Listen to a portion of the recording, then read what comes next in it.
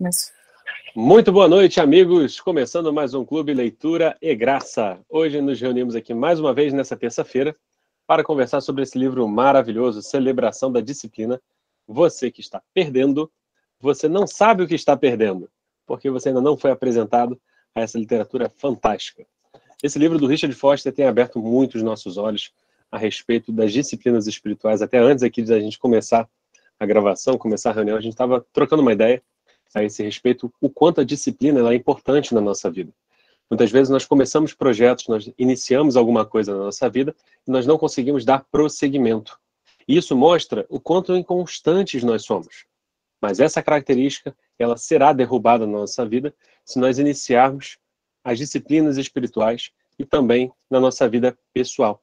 Por isso, é muito importante que você seja uma pessoa disciplinada. Paulo, eu não consigo ser disciplinado. Comece a ser disciplinado numa área da vida.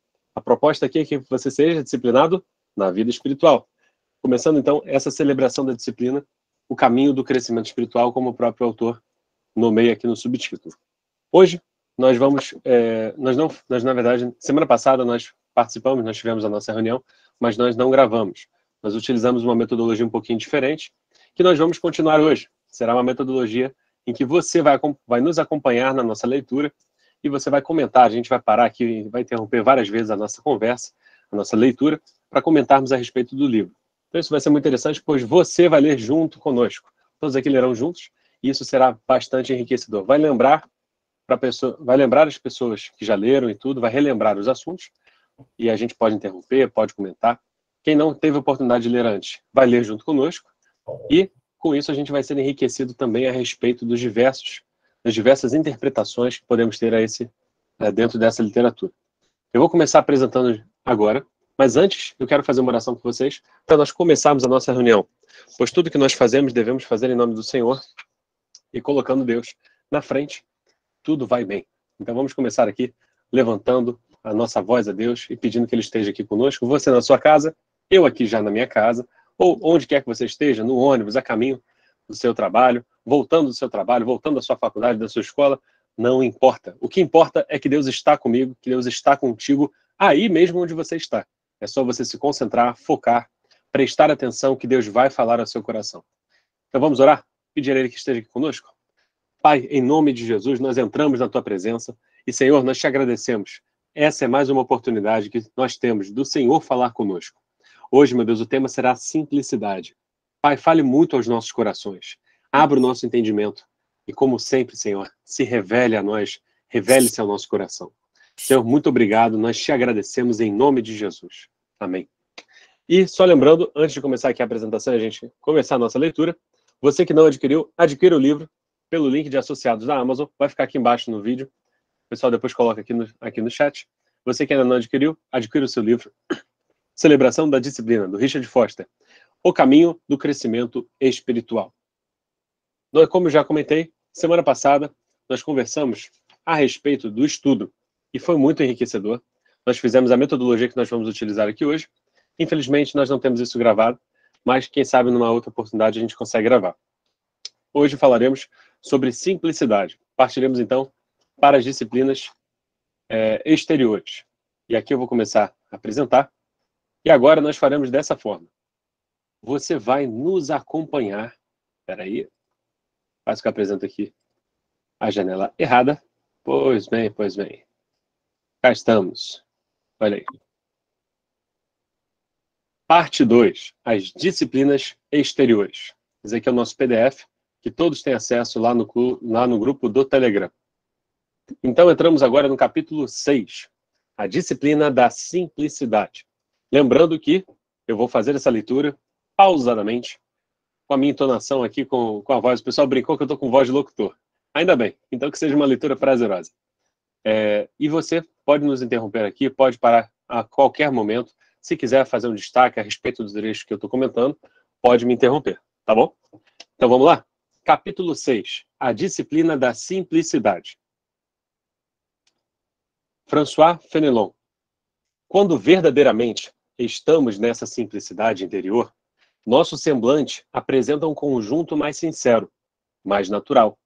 Essa simplicidade verdadeira dá-nos a consciência de certa receptividade, bondade, inocência, jovialidade e serenidade, que é encantadora, quando a vemos de perto, continuadamente, com os olhos puros. Ah, quão afável é essa simplicidade! Quem irá concedê-la a mim? Abandonaria tudo por ela. É a pérola do Evangelho. François Fenelon. Muito bonito, né? Essa observação dele. François Fenelon aprendeu a valorizar a simplicidade. Quem sabe hoje, nós vamos aprender também. Simplicidade é liberdade. Duplicidade é cativeiro. A simplicidade gera alegria e equilíbrio. A duplicidade gera ansiedade e medo. O pregador de Eclesiastes observa que Deus nos fez simples e direitos, mas nós complicamos tudo. Eclesiastes 7, 29. Pelo fato de muitos de nós estarem experimentando a libertação que Deus dá por meio da simplicidade, voltamos a cantar um hino antigo dos Shakers. Aí ele cita aqui que os Shakers é uma sociedade milenarista, originária do encontro de avivamento Quakre, ocorrido em 1747. Os Shakers destacavam-se por tremer durante os cultos e eram conhecidos por sua austeridade, pela arquitetura e mobília utilitárias. Aí ele vai citar o seguinte trecho dessa canção, num hino antigo dos Shakers. A canção é a seguinte: é a dádiva de ser simples, é a dádiva de livre estar, é a dádiva de descer até onde se deve ficar. E quando nos descobrirmos no exato lugar, será num vale, lugar de amar e de se deleitar. Quando se adquire a verdadeira simplicidade, curvar e dobrar não é vergonha ou indignidade. Nosso deleite será virar e virar, até que, ao virar, virando, vamos a consciência recobrar.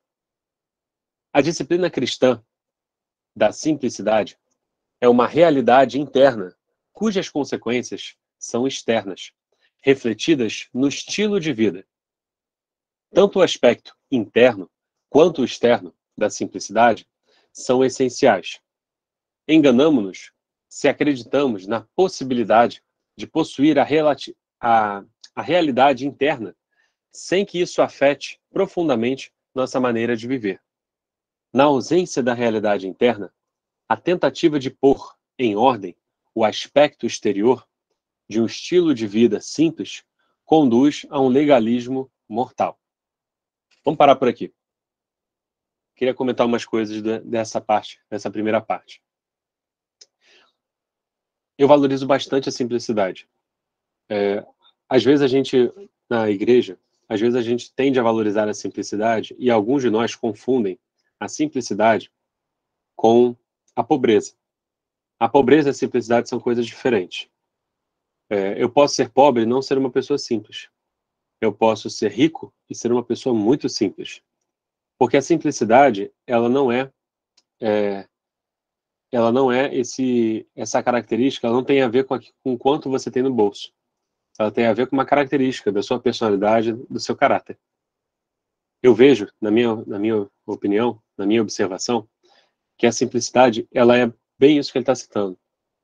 É quando você não age de uma maneira, você não molda o seu comportamento conforme aquilo que você quer externar. Você é uma pessoa simples e você não fica mostrando, devendo algo a ninguém. E a simplicidade te torna uma pessoa muitas vezes mais genuína, na minha observação, na minha forma de ver. Ele cita essa característica de François Fenelon quando ele fala que a simplicidade interior ela apresenta um conjunto mais sincero, mais natural. A simplicidade ela traz uma consciência de certa receptividade, bondade, inocência, jovialidade e serenidade. Você vê que ele descreve a simplicidade no olhar do François, ele descreve essa simplicidade como uma forma receptiva. A pessoa ela é receptiva àquilo que as outras pessoas têm a dizer. Diferente de uma pessoa que é muito altiva, ela não tende a ouvir e a receber aquilo que outras pessoas têm a dizer. Ela não tende a não ser uma pessoa boa. Ela tende a não ser, ela tende a, inclusive a não ter uma inocência. Ela está sempre maldando aquilo que as pessoas estão falando. Isso é o oposto. Às vezes é interessante a gente entender a característica que nós queremos ter, estamos tentando descrever aqui, que é a simplicidade, a partir daquilo que é antagônico a ela. E ele cita que a jovialidade e a serenidade também são características daquela pessoa que é simples. Aquela pessoa que ela se contenta, muitas vezes, com pouca coisa. E isso ele cita que é a pérola do Evangelho. Dentro do Evangelho, a simplicidade, inclusive de Jesus, ela é muito interessante. Se você observar, Jesus ele abriu mão da grande riqueza que era ser filho do rei, filho do Criador dos céus e da terra, e ele veio ao mundo na forma de homem.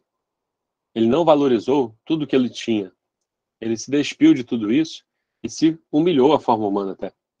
Então ele, de uma certa forma, também se humilhou. Eu acho isso muito bonito. Porque a simplicidade, ela traz essa genuinidade. Ai, meu Deus do céu, me enrolei agora. É uma forma mais genuína de ser, mais natural. Alguém quer comentar? Eu ouvi. Fala, Rani. Eu? Então, eu achei interessante quando ele fala que simplicidade é liberdade, né? E se a gente for parar pra refletir, né?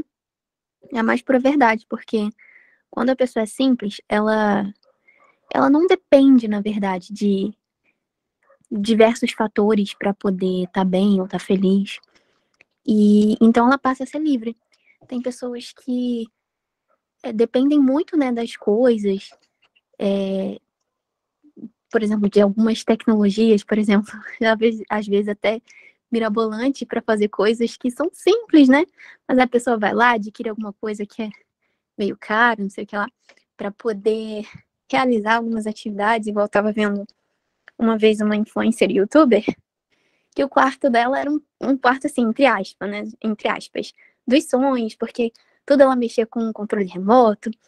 E realmente, se a pessoa ela for simples, ela não depende de determinadas coisas para agir ou até mesmo para estar bem, porque ela é simples.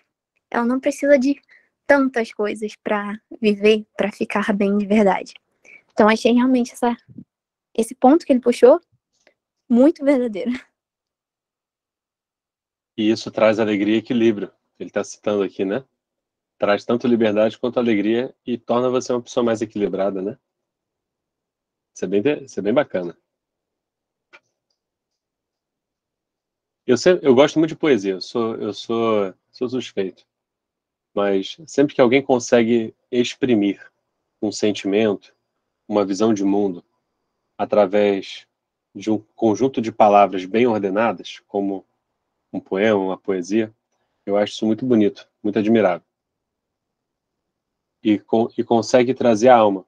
A pessoa que consegue, tem essa habilidade de colocar a alma no papel, aquilo que ela está sentindo de fato, aquilo que ela entendeu, aquela compreensão profunda dos diversos assuntos, ela consegue exprimir isso no papel de uma forma bonita, como um poema.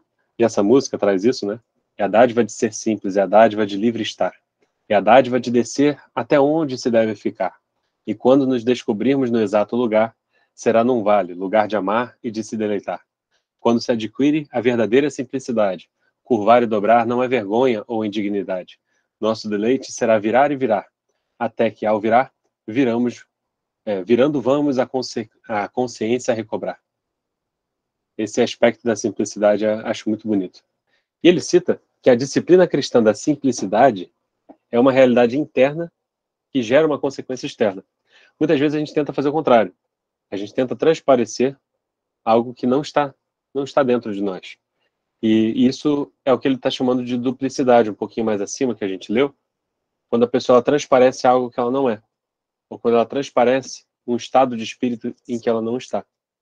Isso gera ansiedade. Isso gera, como ele colocou aqui, ansiedade e medo. Eu vejo que tanto gera ansiedade porque você tenta Você tenta mudar o seu estado de espírito, o seu aspecto exterior, para demonstrar algo para alguém. E medo talvez de ser pego, de transparecer aquilo que você realmente tem dentro de você. Então, quando você vive na duplicidade, você finge uma coisa que você não é. E isso é muito triste. A disciplina da simplicidade, a disciplina cristã, isso reflete no estilo de vida, né? E isso traz paz, como ele citou. Tanto o aspecto interno quanto o externo são essenciais. E aí, quando você transforma o interno, você transparece isso no seu estilo de vida, na parte externa. Eu acho interessante que ele coloca que quando você muda essa realidade interna, essa tentativa de pôr em ordem o aspecto exterior de um estilo de vida simples conduz a um legalismo mortal. Não é nem moral, é mortal.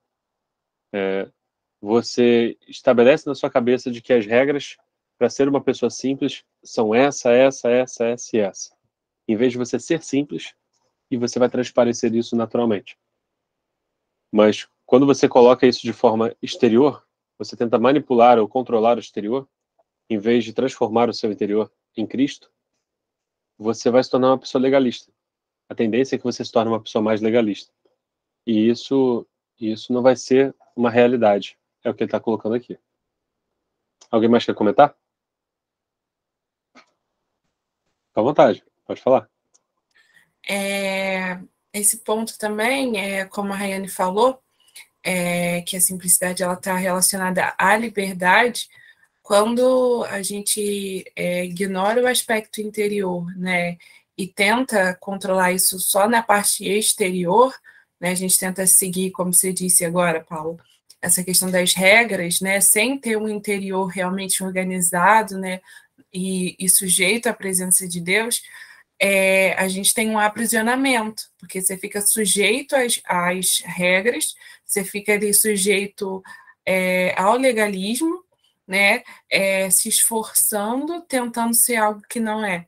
Então, assim como a simplicidade ela está diretamente ligada à liberdade, essa questão né, da duplicidade, né, do aspecto externo, ele está ligado ao aprisionamento. E como no início, né, tem a citação do François, que relaciona, né, simplicidade à jovialidade, relaciona a simplicidade a um aspecto, até mesmo o semblante da pessoa, né, ele vai descrevendo ali o semblante de uma pessoa simples, porque é algo natural, algo que flui do interior para o exterior e não o contrário. Quando você se força algo, né, que você ainda não entendeu, que não é uma realidade interior do coração, se fica aprisionado. Então, fica difícil até transparecer, né, toda essa paz, né, e todas essas características que ele traz, que o François traz, no seu semblante, porque, na verdade, você está aprisionado, você está ali, né, se comportando de determinada maneira, mas a alma está aprisionada. Então, o autor vai enfatizar, né, que os dois aspectos são importantes, mas há uma ordem, né? Primeiro começa no interior e flui para o exterior. Se não flui para o interior não está sendo afetado. Mas se vem do exterior para o interior também é algo duplo e falso. E a gente não pode partir para a duplicidade, para a falsidade, porque isso vai trazer aquilo que ele colocou, a consequência de gerar ansiedade e medo. Sempre é o medo de ser pego numa mentira, sempre é o medo de ser pego na falsidade, sempre é o medo de transparecer aquilo que você não gostaria de transparecer. Isso traz ansiedade. A gente tem que se livrar disso para viver uma vida mais plena, mais tranquila. Então vamos seguir aqui essa leitura. Começando aqui embaixo no segundo parágrafo. A simplicidade começa na unidade e no foco internos. Significa viver com base naquilo que Thomas Kelly denomina o centro divino. Ixi, não sei falar isso aqui não. Kierkegaard, não sei se fala assim, aprendeu bem o cerne da simplicidade cristã, no título de seu livro, Purity of heart is to will one thing. Pureza de coração é querer uma coisa. Experimentar a realidade interior liberta-nos externamente. A fala torna-se confiável e honesta. A avidez por status e posição desaparece, pois não precisamos mais de status nem de posição. Paramos com as extravagâncias da ostentação, não por sermos incapazes de arcar com o custo, mas por uma questão de princípio. Não é à toa que a pessoa que escaneou, né, esse trecho, ela sublinhou. Muito forte essa parte, né? Quando a gente experimenta essa realidade interior, isso nos liberta. Para a neura de ter um status, de buscar uma posição, status e posição já não são mais necessários. E você se torna uma pessoa confiável e honesta. Até a sua fala muda. Isso não vai mudar conforme o seu bolso. Isso que é interessante. Aqui embaixo ele deixou uma nota que, na verdade, é a continuação do anterior. Eu não tinha notado. Sociedade milenarista, ele fala dos Shakers, originário de um encontro de avivamento, Quakre, ocorrido em 1747. Os Shakers destacavam-se por tremer durante os cultos e eram conhecidos por sua austeridade, pela arquitetura e mobília utilitárias. E ele continua aqui embaixo. E pela vida comunitária. Também eram conhecidos como Sociedade Unida dos Crentes na Segunda Aparição de Cristo. E aqui eles tiraram isso de um dicionário. Só comentando. Mas voltando aqui ao cerne do que ele está trazendo. A avidez por status e posição, então, vão desaparecer quando a gente, de fato, vive essa simplicidade. Os bens que temos ficam à disposição de quem precisa. Unimos-nos à experiência de Richard Byrd. Depois de meses sozinho no Ártico, registrou em seu diário: estou aprendendo que um homem consegue viver profundamente, sem uma enormidade de coisas. Isso é uma citação? Deixa eu ver, acho que ele não destacou isso de lugar nenhum. Ele só coloca o númerozinho 1 aqui, no final do capítulo ele deve trazer. E de fato, a gente consegue viver sem uma enormidade de coisas. Mas é que a gente está tão acostumado a termos à nossa disposição tantos mil recursos, 1000 distrações, que a gente acha que seria impossível, por exemplo, viver sem telefone celular. Seria impossível viver sem computador. Mas a vida seria possível, só que ela seria uma vida diferente, né? Isso, estou citando o telefone, que é uma coisa da nossa necessidade diária no mundo atual. Mas a gente consegue viver sem grandes recursos. É possível isso. Mas tem gente que não consegue, tem gente que acha que isso é impossível. Voltando à leitura. Falta à cultura contemporânea tanto a realidade interior da simplicidade quanto o seu estilo de vida exterior. Temos de viver no mundo moderno e somos afetados pelo estado de ruptura e fragmentação em que se encontra. Estamos presos a um labirinto de vínculos que competem entre si. Em determinado momento, tomamos decisões usando o equilíbrio racional e, no momento seguinte, somos motivados apenas pelo receio daquilo que alguém pode pensar de nós. Não temos uma base sólida e coerente, segundo a qual orientar a vida. Essa duplicidade, de hora, aqui falando eu já, essa duplicidade, de hora você age conforme aquilo que você acha que deve fazer, aquilo que você acredita que é o certo. E no minuto seguinte, como ele está colocando, você se pega pensando o que vão pensar de mim. E aí você muda a sua forma de agir, muda a sua forma de se portar, muda a sua forma de falar, muda, enfim, a forma de você se mostrar, às vezes se mostrar na rede social. Essa característica, isso mostra que está faltando essa simplicidade, mas muitas vezes isso é da nossa cultura, e a gente está embebido nisso. Quem queria comentar? Fica à vontade. Eu. Então, o que pode nos ajudar nisso é a gente observar, buscar analisar quais têm sido as nossas motivações para determinados comportamentos. E aí vai ajudar a gente a identificar se uma determinada atitude é fruto de algo que a gente está querendo mostrar para alguém e se condiz com essa simplicidade que a gente precisa aprender, né, a viver. Porque se a motivação ela for errada, né, Então, aquela atitude, né, não vai nos levar para o caminho da simplicidade. Aí vai fazer a gente cair, né, nessa questão da duplicidade. Então, é muito interessante observar por que a gente está querendo fazer algo, por que a gente está querendo adquirir algo. Será que é por status? Será que é para impressionar alguém? Isso vai nos ajudar a identificar realmente se aquilo é correto, né? Vai condizer com a simplicidade ou não. E se identificarmos, poderemos ser livres daquilo que nos prende, né? Olha lá. Por nos faltar, deixa eu levantar aqui um pouquinho. Por nos faltar um centro divino, a necessidade de segurança levou-nos a um apego insano às coisas materiais. Precisamos entender que é psicótica essa avidez que a sociedade moderna tem pela opulência. Pessoal, pega aí no dicionário o que é opulência. É psicótica porque perdeu completamente o contato com a realidade.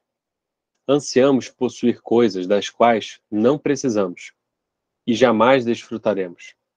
Até compramos coisas que não queremos para impressionar pessoas das quais não gostamos.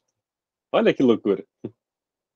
Quando a obsolescência planejada é interrompida, a obsolescência psicológica assume o comando.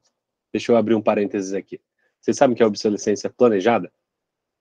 Obsolescência planejada, por exemplo, é o que ocorre com o telefone celular. Os antigos telefones, os antigos aparelhos eletrônicos, eletroeletrônicos, eles eram feitos para durarem muito tempo. Então o material era de primeira qualidade, era bem resistente. As estruturas eram feitas para você não, enfim, para não entrar água, para aguentar. Por exemplo, os tijolões de antigamente, talvez alguns aqui não tenham pego nessa época, mas eu cheguei a ter um tijolão na minha casa. Perdão. Ele caía no chão. Às vezes, lá de casa, teve um telefone que chegou a cair do terceiro andar. E o bichinho não quebrava. O telefone caiu na privada, caiu no terceiro andar, caiu na piscina e não quebrava. Esse era o material que era feito antigamente. Já de algum tempo para cá, a obsolescência programada, ela se tornou uma característica de tudo que é produzido. Então, obsolescência porque vem de obsoleto. Alguma coisa que é obsoleta, alguma coisa que já não é mais possível de ser utilizada, que já não é mais, procurando a palavra aqui, já não é mais, enfim, não é mais utilizável, né? E é programado porque as coisas são feitas para durarem pouco tempo. Então, um carro ele é programado para durar um determinado período sem precisar fazer manutenção. Logo, ele começa a dar problema e alguma peça aqui, outra peça ali, você tem que trocar, tem que fazer uma manutenção. Telefone celular é a mesma coisa. Chega uma hora em que você não consegue mais utilizar o telefone, ou você vai utilizar o telefone, mas com muita dificuldade, com muitos problemas. E você é estimulado, com isso incentivado, a trocar de telefone. Isso é obsolescência programada. Fechando parêntese, olha o que ele está comentando. Quando a obsolescência planejada é interrompida, a obsolescência psicológica assume o comando. Quer dizer, você tem uma obsolescência das coisas, das questões materiais, que quando essa obsolescência planejada ela é interrompida, quer dizer, você tem algum material que ele é de qualidade e ele não está dando problema, ou ele parou de dar problema, você consertou e tudo, mas a obsolescência psicológica assume o comando. Você tem a necessidade de trocar de telefone, por exemplo. Você tem a necessidade de trocar de computador. Mesmo que o seu computador esteja sendo útil. Mesmo que o seu carro seja útil, você está utilizando. Mas aí a obsolescência já virou uma coisa psicológica. Não, porque já deu tempo, tem que trocar. Tem que trocar isso, tem que trocar aquilo, tem que trocar o computador, tem que trocar. Tudo se torna obsoleto. Mas não é mais obsoleto porque não é mais utilizável. É obsoleto porque na sua cabeça já passou o tempo. Entendeu? Na minha visão, é isso que eu entendi. Faz-nos sentir vergonha de usar roupas ou dirigir carros, até que se gastem completamente. Já deu tempo da roupa. Usou 2, 3 vezes, tem que jogar fora, tem que dar. Já viram isso? Tem muita mulher que não usa a mesma roupa. Tem mulheres que não usam a mesma roupa mais de uma vez, porque elas acham que já está obsoleta. Não é que a roupa está obsoleta, a roupa está em excelente estado. A roupa não está com bolinha, não está rasgada, não está com nada disso. A roupa está em excelente estado, mas na cabeça dela já deu a roupa, só usa uma vez. E é isso que ele está comentando. O carro também, ó, ele está testando o carro. Alguém quer comentar? Pode falar aí. Essa questão da obsolescência psicológica, se não me engano, foi a Rayane que falou antes das nossas intenções também.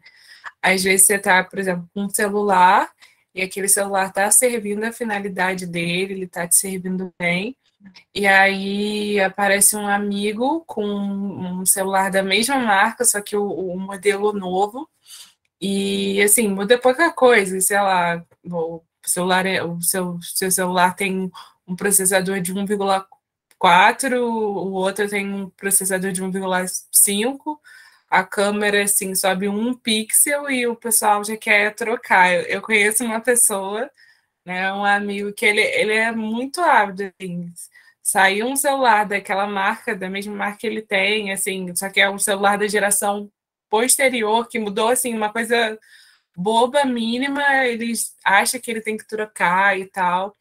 E às vezes é só uma questão, tipo assim, de status ou para mostrar para alguém. E está muito relacionado ao nosso interior, né? Está muito relacionado à falta da simplicidade interna, né? Porque mostra muitas das nossas intenções, né? Da intenção do nosso coração. A Rayane comentou aqui embaixo, no chat, a gente poderia citar o iPhone. Todo ano, a indústria produz um modelo novo. E as pessoas têm essa tendência, né? Aumentou um pixel, aumentou uma câmera. Eu quero ter o último modelo, porque o modelo que eu tenho, por mais que eu tenha comprado há 6 meses atrás, o modelo que eu tenho já está obsoleto. Aí você gastou, sei lá, 5 mil reais, 3 mil reais no iPhone e você acha que está obsoleto. Quer dizer, não é que tá, não tem nada de obsoleto, né? Esse meu amigo que eu citei, esse negócio dele é justamente com iPhone, tipo, um ano, você muda uma coisa assim de um ano para outro, pouca coisa, e ele tem que trocar, ele sente a necessidade de trocar, assim, sempre que sai um novo, ele tem que trocar. Aí ele, tipo, vende o que ele tinha, o antigo, arruma o dinheiro para completar e tá sempre trocando. E quando você vê, não era necessário, o celular dele antigo já tirava fotos boas, ou, sabe, já tinha toda uma função boa, mas é pela questão do status mesmo que ele tem que trocar. Entendeu? E às vezes é isso que guia o nosso coração, né? Falta simplicidade interior. Interessante a gente olhar no espelho, né? Quando a gente está falando desses assuntos todos, isso às vezes a gente percebe uma característica ou outra que tem dentro de nós, né? Por que, de fato, nós estamos trocando os aparelhos? É porque o aparelho já não serve mais? Ou é porque nós já entramos nessa obsolescência psicológica, né? Faz-nos sentir vergonha de usarmos roupas ou dirigirmos carros até que se gastem completamente. Os meios de comunicação, e olha, eu vou contar um negócio para vocês aqui. Eu falei a respeito de produto. Na casa da minha avó, a gente até brinca que parece um museu, que minha avó cuida muito bem daquilo que ela tem. Ela tem toalha de 35 anos, e a toalha está em perfeito estado. Ela tem um micro-ondas na casa dela, que o micro-ondas tem 32 ou 34 anos, o micro-ondas. Para vocês terem noção. 34, tem mais idade que eu, o micro-ondas. O micro-ondas é mais velho que eu. E tá lá usando, e ela falou, eu vou usar isso aqui até acabar. Mas assim, é engraçado porque o micro-ondas realmente funciona. Ela falou que ela só trocou o botão do micro-ondas 3 vezes. Em 30 anos ela trocou 2 ou 3 vezes, acho que foram 2 só. E tá lá, as toalhas, ela tem acho que uma dezena de toalhas. Todas elas têm 20, 30 anos, tá tudo nessa faixa. E a toalha está em perfeito estado, porque ela cuida muito bem e aquilo não se desgastou. Então, por que a gente troca de toalha? Por que a gente está trocando de roupa? Porque ela rasgou? Às vezes não. Tem gente que troca só porque, já deu. Já deu, já foi. E quando às vezes não é necessário. Mas não, porque eu quero dar uma cara diferente. Tudo bem, você pode dar uma cara diferente, você tem todo direito. Não estamos criticando esse ponto. Ele está chamando a atenção e o livro chama a atenção que aqui existe uma obsolescência psicológica na sua cabeça. Olha só. Os meios de comunicação de massa convenceram-nos de que não andar na moda é perder o chão da realidade. É hora de despertarmos para o fato de que se conformar a uma sociedade doentia é adoecer. Olha que interessante. É a hora de despertarmos para o fato de que se conformar a uma sociedade doentia é adoecer. Enquanto não enxergarmos quanto a nossa cultura está desequilibrada nessa questão, não conseguiremos lidar com o espírito de Mamon, que vive dentro de nós e nem desejaremos a simplicidade cristã. Mamon, para quem não sabe, era um deus pagão, era o deus do dinheiro. E ele está citando isso. A gente precisa perceber quando que há o espírito de Mamon dentro de nós, e se ele existir dentro de nós, nós não vamos desejar viver a simplicidade cristã. Ele cita aqui: essa psicose permeia até mesmo a mitologia. O herói moderno é o garoto pobre que, por esforço próprio, se torna rico, em vez de ser o garoto rico que voluntariamente se torna pobre.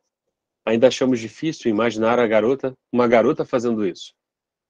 À cobiça, damos o nome de ambição. Chamamos prudência ao ato de guardar valores às escondidas. À ganância, denominamos diligência.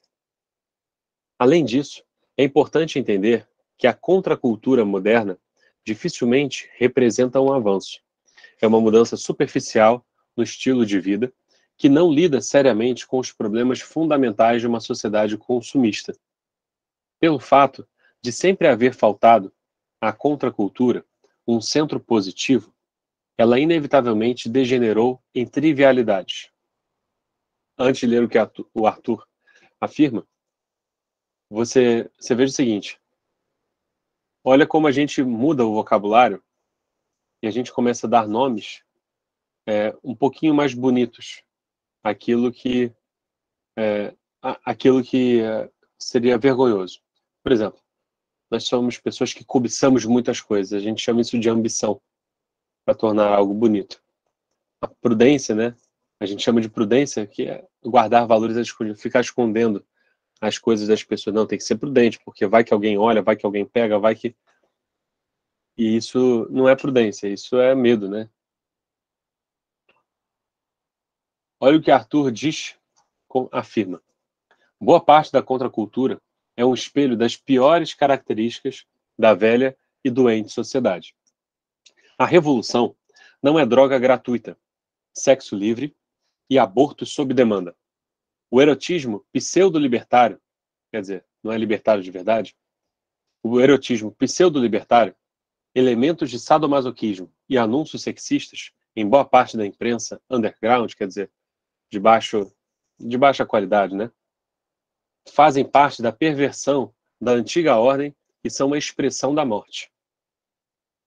Precisamos articular corajosamente maneiras novas e mais humanas de viver. Devemos ser exceção à psicose moderna, que define o ser humano pelo que ele tem, pelo que ele consegue produzir ou por aquilo que consegue ganhar. Devemos fazer experiências com alternativas novas e ousadas contra o atual sistema, que produz morte. A disciplina espiritual da simplicidade não é um sonho perdido, mas uma visão recorrente ao longo da história. E pode ser retomada hoje. Tem de ser. Muito forte, hein? Isso é um chamado para a gente sair desse ambiente onde nós estamos. Quer dizer, na verdade, até nos mantermos aqui, mas mudarmos os nossos valores. Se alguém quiser comentar, fica à vontade. Enquanto isso, eu vou continuando aqui. A Bíblia e a simplicidade. Antes de moldar uma visão cristã para a simplicidade, é necessário destruir o conceito predominante de que a Bíblia é ambígua quanto a questões financeiras. Em geral, cremos que nossa reação diante da riqueza é uma questão individual. Diz-se que o ensino bíblico nessa área é rigorosamente uma questão de interpretação pessoal. Esforçamo-nos para acreditar que Jesus não se pronunciou sobre o assunto do ponto de vista prático. Nenhuma leitura séria das Escrituras pode dar respaldo a tal posição. As prescrições bíblicas contra a exploração do pobre e a acumulação de riquezas são claras e diretas.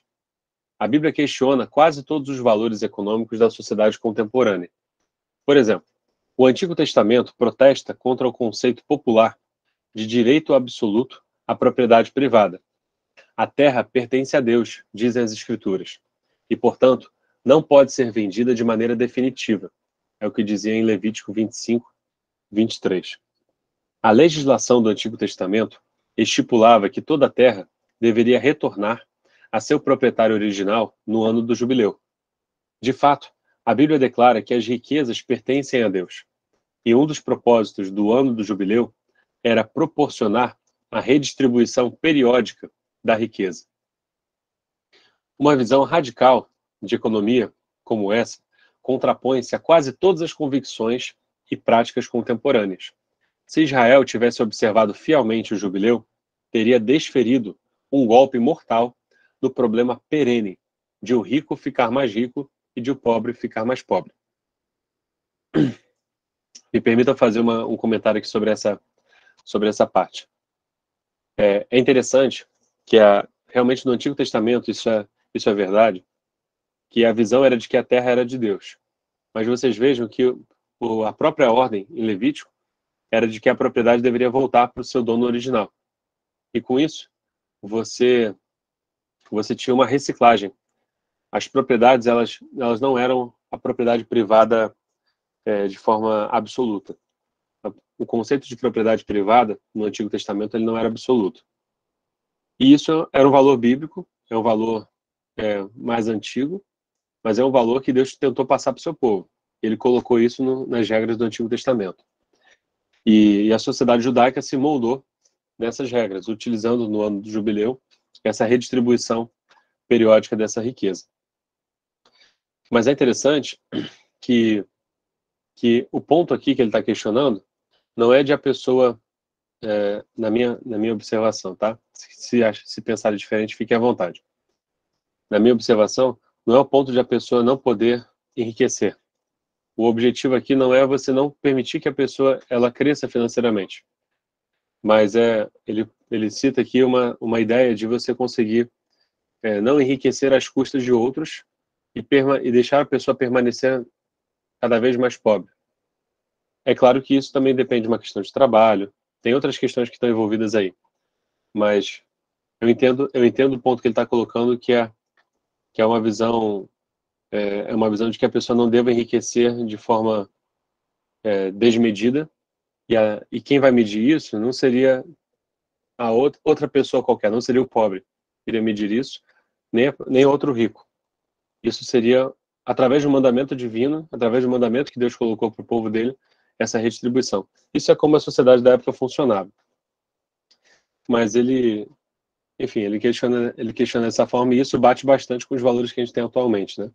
O que isso também isso não significa que a Bíblia suporta a ideia de você tirar a riqueza dos ricos e dar para os pobres. Isso teria que ser um ato voluntário. Vamos lembrar que Jesus ele tratou desse assunto com aquele jovem rico, em que a riqueza para o jovem rico era o Deus dele.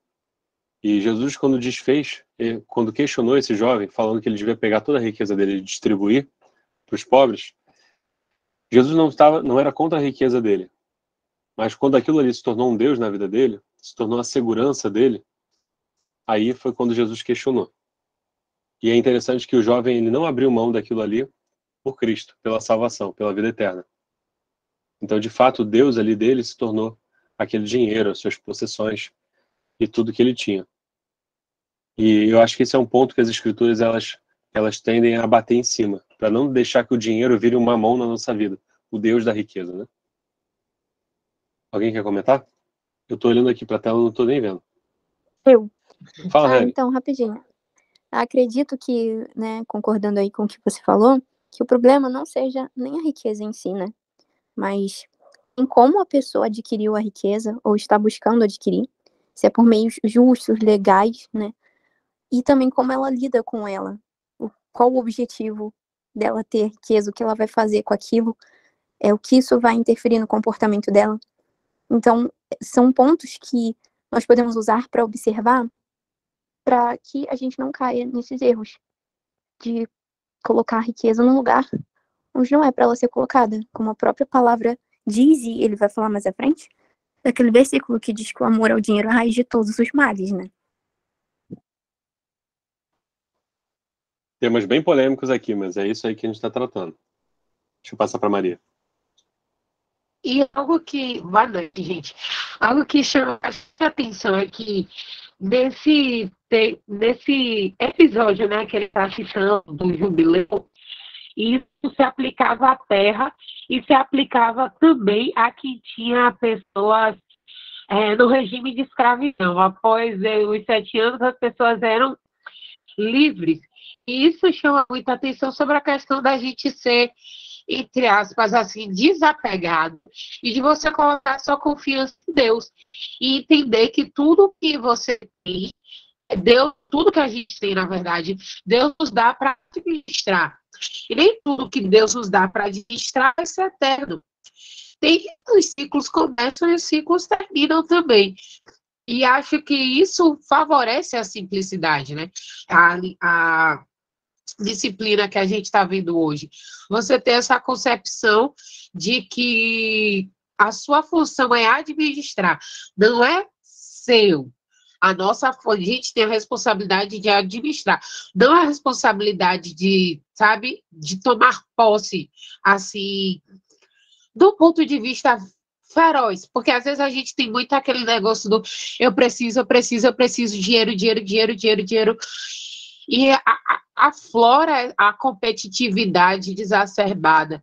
Então, o propósito é que a gente, né, pise no freio, a gente precisa de tudo aquilo que a gente precisa, Deus vai nos dar para que a gente administre com sabedoria. Com certeza. Aqui também, vamos só lembrar, e a gente já vai voltar aqui para o texto, só lembrar que aqui não é uma oposição à riqueza, a palavra não se opõe à riqueza. Mas como a gente vai tratar aqui, a palavra se opõe à idolatria e à riqueza. Então a idolatria e a riqueza é o ponto que a gente vai tratar, já está aqui até na tela para vocês verem, e a gente vai tratar desse assunto. E a administração dos seus bens, existem princípios bíblicos para a administração dos seus bens. Por exemplo, a palavra fala a respeito das esmolas. Como a gente deve, quando a gente tem algum recurso, a gente deve olhar para o lado. Existe, esse é um mandamento divino, da gente se compadecer. Ora, mas isso não é mandatório, não é toda vez que você ganhou um dinheiro você tem que pegar, e esse é o ponto aqui que a gente estava comentando. Não é porque eu ganhei um dinheiro que eu tenho que pegar aquilo ali, repartir e sair dando para as pessoas, sair dando para os meus familiares. Lembra que a gente conversou mais cedo. A simplicidade, ela não é um aspecto exterior. Se você fizer dessa forma, você está se tornando legalista. Então, não é, eu tenho que fazer, se eu não fizer, eu não sou uma pessoa simples. Esse tipo de pensamento mostra que você está sendo legalista. Mostra que você não entendeu a simplicidade. Porque a simplicidade, ela não está no ato propriamente, mas está inclusive na intenção. Então, se você olha para alguém que tem uma necessidade, você tem um recurso e pode ajudar, e você ajuda, isso mostra uma característica da sua simplicidade. Agora, não é porque você ganhou algum recurso que foi justo, foi ético, foi de acordo com o seu fruto do seu trabalho, e você tem que pegar e zerar a riqueza do mundo dando dinheiro para as pessoas. Não é isso. Não é isso que a gente está comentando. Vamos entender o espírito. Existe uma coisa no direito, e aí já vou passar a palavra já para nossa amiga advogada já, não é? Não está fazendo direito ainda. Advogada? Sim, aprovada já na OAB. Oh, maravilha, parabéns então. E ela vou até te pedir para você explicar o que é o espírito da lei. Explica o que é o espírito da lei. Que esse é o ponto. Quando Deus ele colocou uma lei lá no Antigo Testamento, existe aquilo que está escrito e existe o espírito da lei, que é com a intenção desse mandamento, com a intenção dessa lei. A intenção dessa lei é trazer o quê? E esse é o ponto que a gente está trazendo aqui. Qual é o valor que está embutido nessa lei, nesse mandamento? Que é isso que o autor está analisando. Como a gente está comentando, não é um aspecto externo legalista, é um aspecto interior. embora a disciplina seja uma disciplina externa. Então, conta pra gente, o que é o espírito da lei? É isso mesmo que eu falei ou eu falei besteira? Não, é exatamente essa a ideia que você passou, né? A gente tem a redação do texto jurídico, e a partir daquela redação, né, daquele texto, a gente faz a interpretação, buscando ali extrair da interpretação qual foi a intenção do legislador, né, ao redigir aquele texto. E aí a gente tem os mecanismos, né, dentro do direito você tem mecanismos próprios, específicos para isso, você faz a interpretação conforme a Constituição, você tem a hierarquia das leis, mas o espírito da lei seria exatamente isso, você tentar extrair qual é a intenção, qual é o sentido por trás daquilo que está escrito, né? E algo que a Maria falou ali que me chamou bastante atenção sobre essa questão de desapego, né? E a gente tendo em mente que realmente a palavra de Deus não é contra a riqueza. Um versículo que fala muito ao meu coração com relação a esse tema em específico, se eu não me engano, está no finalzinho da carta de Tiago, quando ele fala: diga aos ricos desse mundo que não confiem em suas riquezas, mas sim no Senhor. Então, ele não está condenando os ricos por serem ricos ou por terem riquezas, mas o que ele está condenando é a ideia de confiar nas riquezas, né? E ele fala também, né, sobre essa questão, não só no Novo Testamento, mas no Antigo, como a gente viu, sobre essa questão de dar esmolas, de se auxiliar os pobres. Mas eu acredito que tudo isso a gente tem que ter discernimento do espírito. Não é, como você falou, todas as coisas que eu ganho, que eu tenho que repartir, e não é por eu repartir que eu estou agindo com simplicidade, simplesmente, né? Se não vir do meu interior, se for uma questão de agir por agir, né? De agir por medo, por legalismo. Então, realmente, a palavra de Deus ela não condena, né? A ideia ali central não é condenar a riqueza, mas eu acredito que seja muito do que a Maria falou, de abolir essa ideia de dominação do homem, né?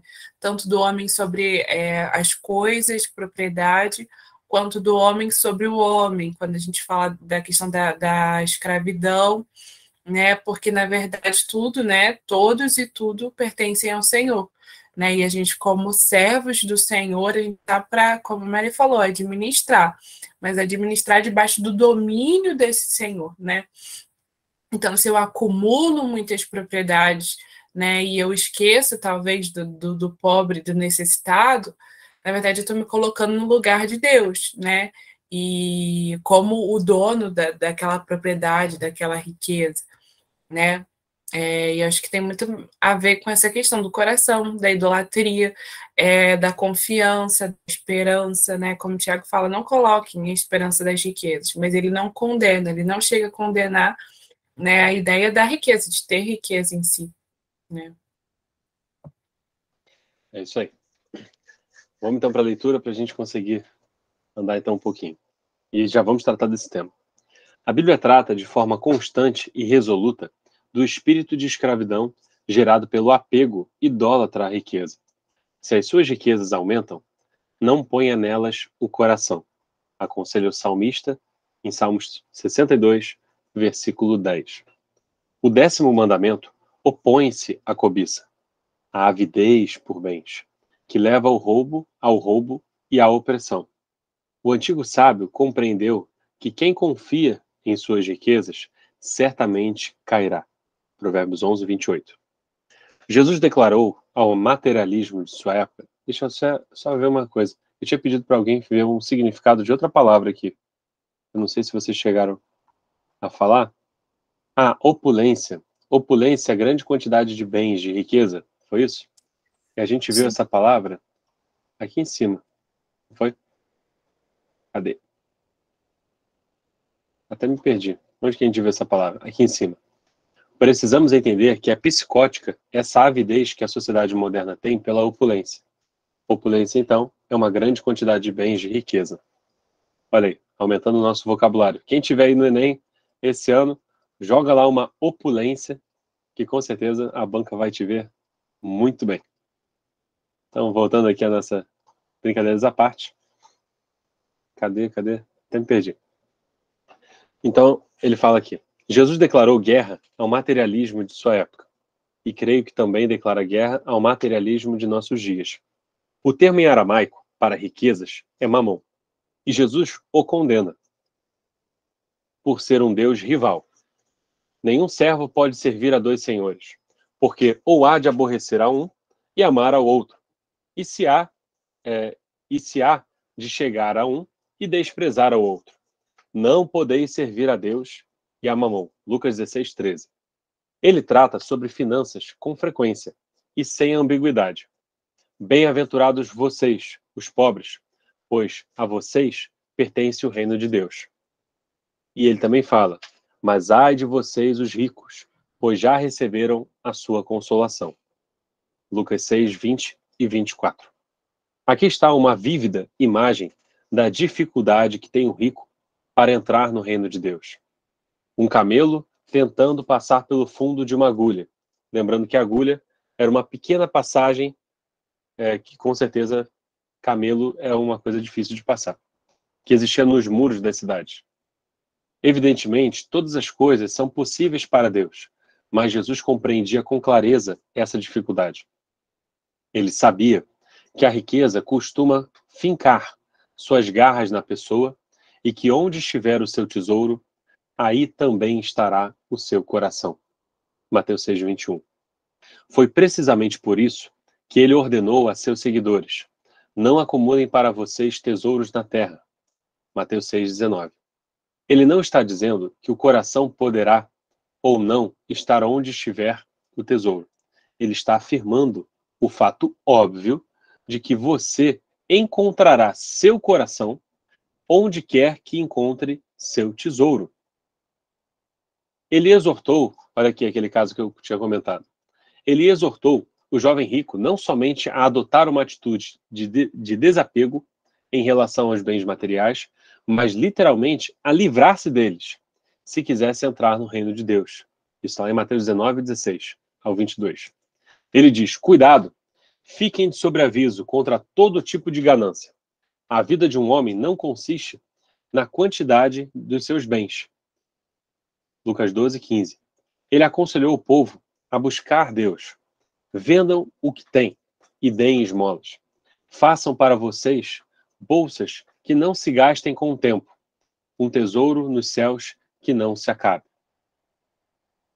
Ele contou ainda a parábola do fazendeiro rico, cuja maior preocupação na vida era estocar sua produção em armazéns. Nós diríamos que ele era prudente. Para Jesus, era um insensato. Jesus afirma que se de fato desejamos o reino de Deus, precisamos ter a disposição de vender tudo para obtê-lo. Como fez o negociante que buscava a pérola de grande valor. Ele conclama todos os seus seguidores a uma vida alegre, despreocupada quanto às riquezas.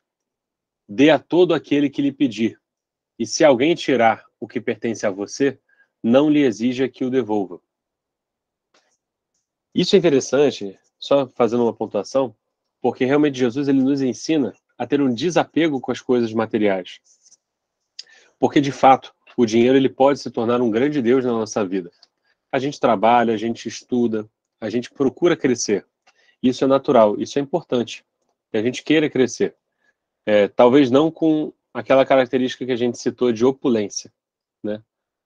Esse desejo por acumular riquezas. Esse desejo louco de acumular riquezas. Mas, por mais que você tenha o desejo de crescer financeiramente, de se estabelecer melhor financeiramente, Jesus está ensinando que nós devemos ter um desapego em relação às coisas materiais. Isso é interessante a gente observar. Isso é uma característica da simplicidade cristã. O que é diferente de você ser rico. Você pode ser rico, como a gente comentou, e você não ter essa opulência. E você não ter... e você ser uma pessoa simples. Jesus fala sobre finanças mais do que qualquer outra questão social.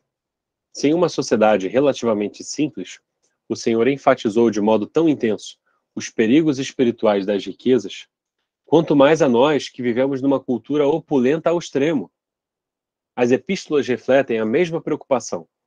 Paulo afirma: os que querem ficar ricos caem em tentação, em armadilhas e em muitos desejos descontrolados e nocivos, que levam os homens a mergulharem na ruína e na destruição. O bispo não deve ser apegado ao dinheiro. O diácono não deve ser amigo de lucros desonestos. O autor da carta de Hebreus aconselha: conservem-se livres do amor ao dinheiro e contentem-se com o que vocês têm, porque Deus mesmo disse: nunca o deixarei, nunca o abandonarei. E você observa que é um desapego ao dinheiro para que você se apegue a Deus. Novamente, o dinheiro, ele, embora seja um alvo, né, das Escrituras, o ataque nesse assunto, né, o trabalho nesse assunto, falar desse assunto, as Escrituras falam muito sobre isso, mas vocês vejam que o objetivo não é o valor em si, não é a nota que você tem na sua carteira. O objetivo é o desapego para que você se apegue de fato a Deus. Porque enquanto o dinheiro estiver em primeiro lugar, Deus não estará em primeiro lugar. Tiago põe a culpa, continuando aqui, Tiago põe a culpa das contendas e das guerras na avidez por riquezas. Vocês querem muitas coisas, mas como não podem tê-las, estão prontos até para matar, a fim de consegui-las. Vocês as desejam ardentemente, mas como não conseguem possuí-las, brigam e lutam. Alguém levantou a mão? Eu vi um loop. Fala, Maria. Fui eu. Essa questão de que não é a quantidade, é a forma como a gente se comporta com dinheiro. Eu lembro muito da viúva pobre, porque ela pegou tudo que ela tinha e deu de oferta. E Jesus disse que ela deu oferta maior do que todos os outros, porque os outros estavam dando aquilo que sobrava e ela estava dando tudo que ela tinha, o melhor que ela tinha. E isso mostra que às vezes tem gente que tem pouco, mas ela é extremamente avarenta e idolatra o dinheiro, enquanto tem gente que tem muito e é, vamos dizer assim, desprendida, né? Eu estava até comentando recentemente uma história de uma pessoa que eu conheço. Ela foi casada com uma pessoa. Quando ela ficou grávida, essa pessoa simplesmente abandonou o casamento. E quando ela entrou com o processo para poder, né, ele pagar a herança, ou herança o quê? A pensão da criança, a pessoa simplesmente ficou enrolando, para dar tempo. A pessoa tem ainda, né, uma empresa, de passar a empresa e tudo que ele tinha de outras pessoas para poder. A justiça ter dificuldade de estipular o valor da pensão, porque ele já não tinha mais nada no nome dele. E não era uma pessoa que não tinha dinheiro, a pessoa tem, mas ela fez isso por apego ao dinheiro e por vingança.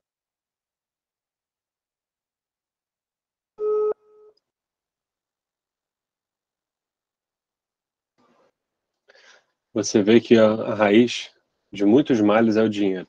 E a gente tem vários exemplos práticos desses assuntos. Mas vamos continuar aqui para a gente conseguir chegar lá.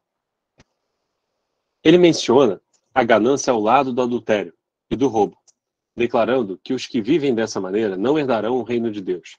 Paulo aconselha os ricos a não confiarem nas riquezas que possuem, mas em Deus, e que as repartam generosamente com os outros. Dito isso, apresso-me em acrescentar que a intenção de Deus é que tenhamos provisão material adequada.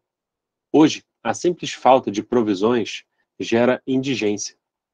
De igual modo, quem tenta se fazer na vida, e aqui está um pouquinho embaçado, mas dá para ler, quem tenta se fazer na vida com base na provisão material, vive em constante aflição. A pobreza forçada é maligna e deve ser repudiada. A Bíblia também não tolera o ascetismo extremo. As Escrituras declaram de forma coerente e vigorosa que a criação é boa e deve ser desfrutada. O ascetismo faz uma divisão estranha à Bíblia, considerando o mundo espiritual bom e o mundo material ruim. Por isso, busca a salvação desconsiderando tanto quanto possível, aspectos físicos da existência. Então, vocês vejam, o ascetismo, essa forma de ver o mundo, esse entendimento, provavelmente, então, desvirtuado, ele trata o mundo espiritual bom e o mundo material ruim, tentando separar as duas coisas, né? Mas isso ele trata até ignorando, né? Desconsiderando os aspectos físicos da existência. Como se você, para alcançar a salvação, você tivesse que se livrar de tudo aquilo que é material, o que não é verdade. O ascetismo e a simplicidade são mutuamente excludentes. As semelhanças superficiais fortuitas, quer dizer, efêmeras, quer dizer, que não são concretas, não são sólidas, essas semelhanças, então, superficiais fortuitas, na prática, jamais devem obscurecer a diferença radical entre ambos. O ascetismo renuncia aos bens materiais. A simplicidade encara-os pela perspectiva correta. O ascetismo não dá espaço algum para uma terra que mana leite e mel. Quer dizer, uma noção de que você vai desfrutar da terra que mana leite e mel. Não, você não poderia desfrutar, porque afinal tudo que é material é uma coisa ruim. Então, essa concepção ascética não é uma concepção bíblica. O ascetismo só encontra satisfação no abatimento, em você perder tudo aquilo que você tem. Acho que você olhar para outra pessoa e vê-la perdendo tudo que ela tem. A simplicidade, por outro lado, né, experimenta satisfação tanto no abatimento quanto na abundância. Lembra daquilo que, não lembro se o apóstolo Paulo fala nesse texto de Filipenses 4:12. A Bíblia está muito alta aqui para pegar. Mas ele fala que ele aprendeu a viver no muito e no pouco. Em tudo ele dava graças, né? A simplicidade é a única coisa que nos proporciona reorientação suficiente para que os bens materiais sejam genuinamente desfrutados, sem que nos destruam. Sem a simplicidade, capitularemos diante do espírito de Mamon, predominante nessa era maligna, ou então cairemos num ascetismo legalista, que não é cristão. Ambas as posturas conduzem à idolatria e são espiritualmente letais. Gente, eu achei muito interessante essa comparação do ascetismo, porque você encontra muitas pessoas na igreja que elas se opõem à pessoa poder ter um bem material. E ela pensa que ter um bem material é uma coisa negativa, uma coisa que até mata a espiritualidade, mata a vida espiritual daquela pessoa que tem. E a gente está observando aqui que o ponto não é esse. Isso não é simplicidade, isso é ascetismo, é uma outra concepção de mundo, e que isso não é bíblico. Achei muito interessante essa comparação. São abundantes nas Escrituras menções à provisão material generosa, concedida por Deus a seu povo. O Senhor, o seu Deus, os está levando a uma terra boa, onde não terão falta de nada. Citando Deuteronômio 8. Não menos abundantes são as advertências a respeito do perigo dos bens considerados por uma perspectiva incorreta. Não digam, pois, em seu coração, a minha capacidade e a minha força e a força das minhas mãos ajuntaram para mim toda esta riqueza. A disciplina espiritual da simplicidade proporciona a perspectiva de que necessitamos. A simplicidade liberta-nos para recebermos a provisão de Deus, como dádiva, que não serve para ser retida e pode ser repartida com liberdade. Cientes de que a Bíblia condena o materialismo e o asceta com o mesmo rigor, estamos prontos para analisar a concepção cristã de simplicidade. Um ponto de apoio. Fala, Larissa. Paulo, só antes da gente seguir para o próximo ponto, né? Um trecho que me chamou bastante atenção foi esse parágrafo, o penúltimo parágrafo, né? Da página anterior, onde ele diz, está até sublinhado, a simplicidade é a única coisa que nos proporciona reorientação suficiente para que os bens materiais sejam genuinamente desfrutados, sem que nos desfrutem.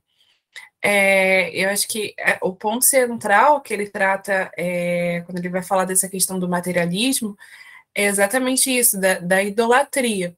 Então, ele condena o ascetismo quando uma pessoa, né, que adere a esse pensamento diz que os bens materiais são ruins, Porque a partir desse momento que você condena as coisas materiais, você está condenando a criação do próprio Deus, que é boa em si e não é ruim. E porque eles condenam, eles não desfrutam. Então ele diz aqui, a simplicidade é o único caminho da gente desfrutar dessas coisas que foram criadas por Deus e, portanto, são boas, mas, ao mesmo tempo, desfrutar disso sem que elas nos desfrutem, no sentido de que, sem que elas nos tenham, né? E eu acho que, assim, de tudo que a gente leu até aqui, eu acho que a ideia que fica, né, é justamente a questão da idolatria. É a gente sondar o nosso coração, né? Como você falou, as riquezas não são um problema, né? Ter dinheiro não é o problema. O problema é colocar minha esperança nas riquezas ou confiar nas riquezas. Então, acho que o ponto central é a gente analisar se a gente está idolatrando ou não o dinheiro, né? Porque ter dinheiro em si, dinheiro é bom, né? Como outros bens materiais, outras partes da criação são boas e foram feitas pelo próprio Deus para serem desfrutadas, como a comida, né? Porque tem gente que idolatra a comida, então tudo pode virar um objeto de idolatria. Eu acho que o ponto está justamente em onde o nosso coração reside, né? O que Jesus falou, né? Onde estiver o seu tesouro, ali está o seu coração. Então, acho que o que a gente tem que sondar é quem é o nosso verdadeiro Deus, né? Porque se o nosso coração estiver no Senhor, a gente vai conseguir, né, viver uma vida com simplicidade e desfrutar também de todas as coisas boas que Ele criou. Com certeza, esse é o ponto central aqui do equilíbrio que a simplicidade traz. Seguindo aqui, um ponto de apoio. Certa vez, Arquimedes declarou: "Deem-me um pouco de apoio e moverei a terra." Esse ponto de referência é fundamental em todas as disciplinas, mas tem importância muito acentuada na simplicidade. De todas as disciplinas, a simplicidade é a mais visível e, portanto, a mais sujeita à corrupção. A maioria dos cristãos nunca debateu seriamente os problemas da simplicidade, ignorando convenientemente as muitas palavras de Jesus a respeito do tema. O motivo é simples. A simplicidade representa um desafio direto ao nosso interesse pessoal no estilo de vida luxuoso.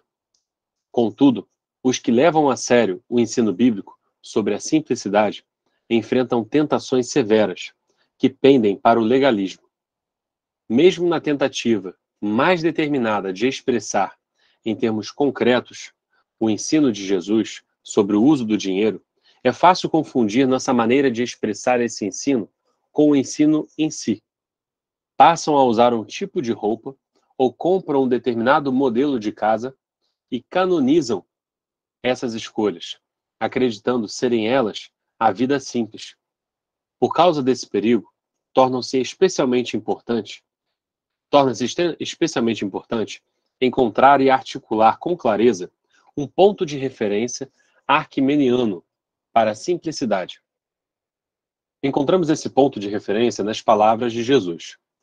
Sempre. Eu lhes digo, não se preocupem com sua própria vida, quanto ao que comer ou beber, nem com seu próprio corpo, quanto ao que vestir. Não é a vida mais importante que a comida, e o corpo mais importante que a roupa? Observem as aves do céu. Não semeiam, nem colhem, nem armazenam em celeiros. Contudo, o Pai Celestial as alimenta. Não têm vocês muito mais valor do que elas? Quem de vocês, por mais que se preocupe, pode acrescentar uma hora que seja a sua vida? Por que vocês se preocupam com roupas? Vejam como crescem os lírios do campo. Eles não trabalham nem tecem. Contudo, eu lhes digo que nem Salomão, em todo o seu esplendor, vestiu-se como um deles. Se Deus veste assim a erva do campo, que hoje existe e amanhã é lançada ao fogo, não vestirá muito mais a vocês, homens de pequena fé. Portanto, não se preocupem, dizendo: que vamos comer? Ou que vamos beber? Ou que vamos vestir? Pois os pagãos é que correm atrás dessas coisas. Mas o Pai Celestial sabe que vocês precisam delas. Busquem, pois, em primeiro lugar, o reino de Deus e a sua justiça, e todas essas coisas lhes serão acrescentadas. O ponto de apoio da disciplina da simplicidade é buscar o reino de Deus e a justiça dele em primeiro lugar, de modo que tudo o que for necessário virá no momento apropriado. É impossível superestimar a importância da revelação de Jesus a respeito dessa questão. Tudo gira em torno de manter as primeiras coisas em primeiro lugar. Nada deve ter precedência sobre o reino de Deus. E isso inclui o desejo por um estilo de vida simples.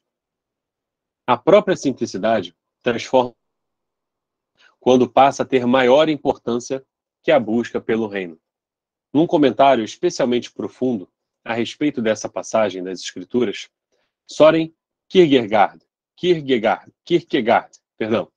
considera o tipo de esforço que se pode fazer para buscar o reino de Deus. Deveria alguém arrumar um emprego adequado a fim de exercer uma influência virtuosa? Sua resposta: não. Devemos buscar primeiro o reino de Deus. Então deveríamos distribuir todo o dinheiro que temos para dar de comer aos pobres. Novamente, a resposta é não. Devemos buscar em primeiro lugar o reino de Deus. E quanto a sair por aí pregando essa verdade pelo mundo, isto é, que as pessoas devem primeiro buscar o reino de Deus. Mais uma vez, a resposta é sonora. Não. Devemos buscar primeiro o reino de Deus. Kierkegaard conclui que, em certo sentido, não é nada que devo fazer. Sim, seguramente, em certo sentido, a resposta é nada. Torna-se nada diante de Deus. Aprender a permanecer em silêncio. Nesse silêncio está o início, ou seja, buscar primeiro o reino de Deus. Gostei muito disso. Eu vou marcar aqui no meu livro, deixar bem marcado. O foco do reino de Deus produz a realidade interior. Sem a realidade interior, seremos corrompidos por trivialidades, quer dizer, futilidades, legalistas.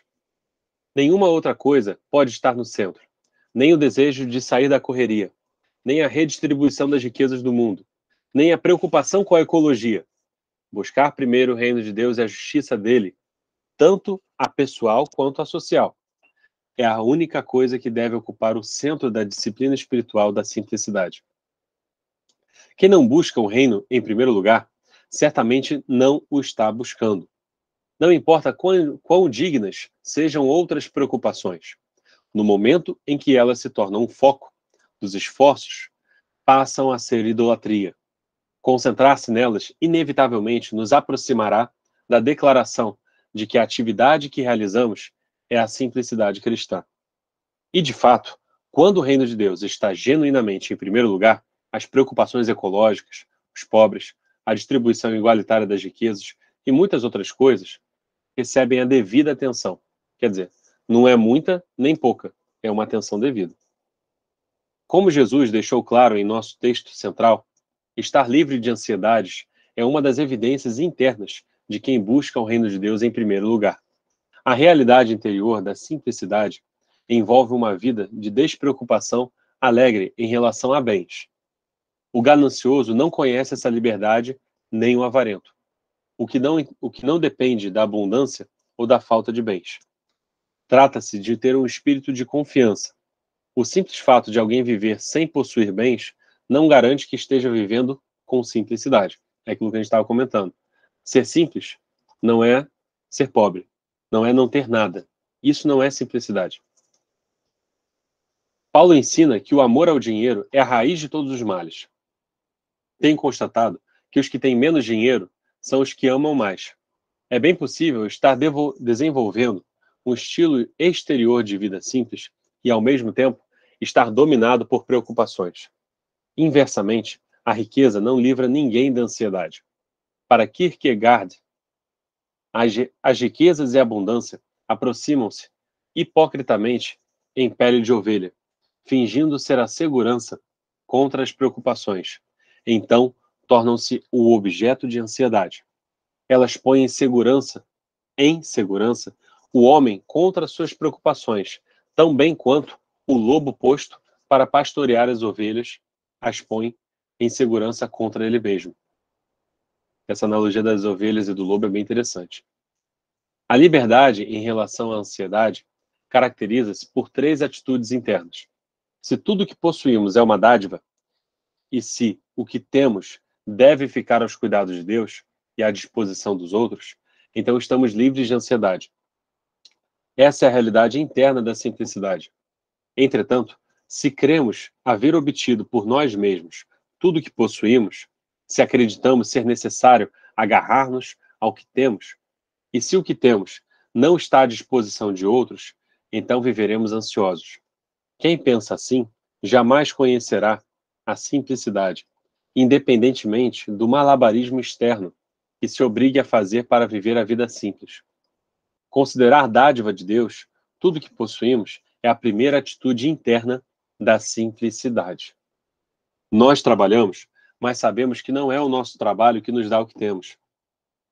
Vivemos pela graça, mesmo quando se trata do pão de cada dia. Dependemos de Deus para os elementos mais simples da vida: ar, água, sol.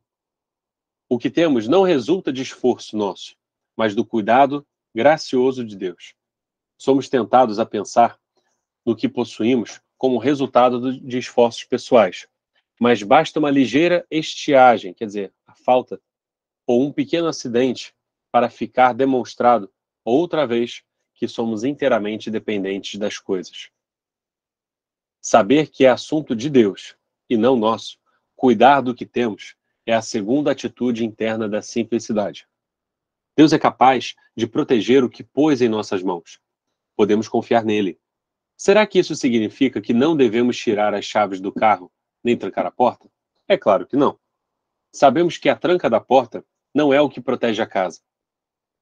O bom senso manda-nos tomar as precauções costumeiras, mas se acreditarmos que a preocupação é que protege a nós e aos nossos bens, ficaremos dominados pela ansiedade. Simplesmente não existe essa tal preocupação à prova de arrombamento. Obviamente, questões como essas não se restringem a posses ou bens, mas incluem coisas como reputação e emprego. Simplicidade significa liberdade para confiar em Deus, com relação a essas e todas as coisas. Pôr os bens que temos à disposição de outros é a marca da terceira atitude interna da simplicidade. Se nossos bens não ficarem à disposição da comunidade, quando está claro que isso é correto e bom, então são bens roubados. Temos dificuldade para aceitar essa ideia porque temos medo do futuro. Aferramo-nos aos nossos bens em vez de reparti-los, porque o amanhã nos deixa ansiosos. Contudo, se verdadeiramente acreditarmos que Deus é quem Jesus diz que é, não precisamos ter medo. Quando passarmos a enxergar Deus como o Criador Todo-Poderoso e como Pai amoroso, seremos capazes de repartir, porque então saberemos que Ele cuidará de nós. Se alguém estiver passando necessidades, estaremos livres para ajudá-lo. Novamente, o bom senso definirá os parâmetros desse compartilhamento e nos poupará da insensatez. É aquilo que a gente estava comentando. Não é porque alguém está tendo falta de algo que eu vou pegar tudo que é meu e vou dar para a pessoa. Isso não é sensato. Senão eu vou ficar sem também. Então, o compartilhamento, ele nos poupa. O compartilhamento não é insensatez. Existe um bom senso aqui que você deve ter, né? Quando estivermos buscando primeiro o reino de Deus, essas 3 atitudes passarão a caracterizar a nossa vida. Tomadas em conjunto, elas definem o que Jesus quis dizer com não andeis ansiosos. Elas compõem a realidade interior da simplicidade cristã. Desse modo, viveremos na convicção de que também serão nossas todas essas coisas, tudo que é necessário a uma vida digna. A expressão externa da simplicidade. Descrever a simplicidade apenas como uma realidade interna é fazer uma afirmação falsa. A realidade interna não será realidade enquanto não houver uma expressão externa. A experiência com a simplicidade, aliada a seu espírito libertador, afetará a forma pela qual vivemos. Como já adverti, toda tentativa de dar uma aplicação específica para a simplicidade, corre o risco de descambar para o legalismo. É um risco que precisamos correr. No entanto, pois a recusa em discutir as especificidades baniria a disciplina para o plano teórico. Afinal, os escritores sagrados corriam esse risco constantemente. Por isso, sigo a indicação deles e sugiro 10 princípios reguladores para a expressão da simplicidade. Eles jamais devem ser encarados como leis. Lembra que a gente falou sobre legalismo? Esse não é o caminho da simplicidade. Voltando aqui, mas somente como uma tentativa de detalhar o significado da simplicidade para a nossa época. Em primeiro lugar, compre as coisas pela utilidade que tem, não pelo status que confere. Os carros devem ser comprados pela sua utilidade, não pelo prestígio. Considere a possibilidade de andar de bicicleta. Quando estiver pensando num apartamento, condomínio ou casa, certifique-se de que o local é habitável, em vez de pensar no quanto a propriedade irá impressionar. Não tenha mais espaço de moradia que o razoável. Afinal, por que um casal precisaria de 7 quartos? Segundo, pense em suas roupas. A maioria das pessoas não precisa de muitas vestimentas, mas vivem comprando roupas. Não porque precisam delas, mas porque querem se manter na moda. Aqui, eu deixo só voltar aqui um ponto que ele comentou, que foi sobre os escritores sagrados correrem esse risco de ficar no plano teórico e não partir para a parte prática, né? As especificidades baniria a disciplina para o plano teórico. Recusar discutir essas questões de aplicação específica da simplicidade. E você poder acabar caindo no legalismo. Ele cita aqui o seguinte: é triste perceber que a tentativa das escrituras de aplicar o princípio da simplicidade a uma cultura específica tem sido universalizada por gerações sucessivas e transformada em leis mortais para a alma. Observe, por exemplo, a lei contra as mulheres cristãs, que trançam os cabelos ou usam anéis, por causa do que Pedro disse ao povo daquela época. A beleza de vocês não deve estar nos enfeites exteriores, como cabelos trançados e joias de ouro ou roupas finas. Fazendo um comentário a esse respeito, porque a expressão da simplicidade, Pedro advertiu as mulheres daquela época, mas isso tem sido transformado em lei, universalizado, de uma forma talvez indevida. Então, voltando a falar das roupas, ele sugere aqui o seguinte: aposente os modismos. Compre apenas, está um pouquinho embaçado, mas dá para ler. Compre apenas aquilo de que precisa. Use as roupas até ficarem gastas. Pare de tentar impressionar as pessoas com suas roupas. Deixe-as impressionadas com sua vida. Se a situação permitir, alegre-se confeccionando suas próprias roupas. E pelo amor de Deus, e digo isso de forma bem literal, tenha roupas práticas e funcionais, não meramente atraentes. John Wesley escreve: quanto ao vestuário, compro o que for mais duradouro e, em geral, o menos enfeitado. Não compro nenhuma mobília que não seja necessária e barata. Agora, em segundo lugar, ele sugere aqui: rejeite qualquer coisa que crie em você alguma dependência. Aprenda a distinguir entre uma necessidade psicológica real, como um ambiente agradável, e um vício. Elimine ou reduza o uso de bebidas que viciam e são pouco nutritivas. O álcool, por exemplo, elimina isso. Ou diminua o café, chá, refrigerante. O chocolate tornou-se um sério vício para muitas pessoas. Se você está viciado em televisão, não hesite em vendê-la ou doá-la.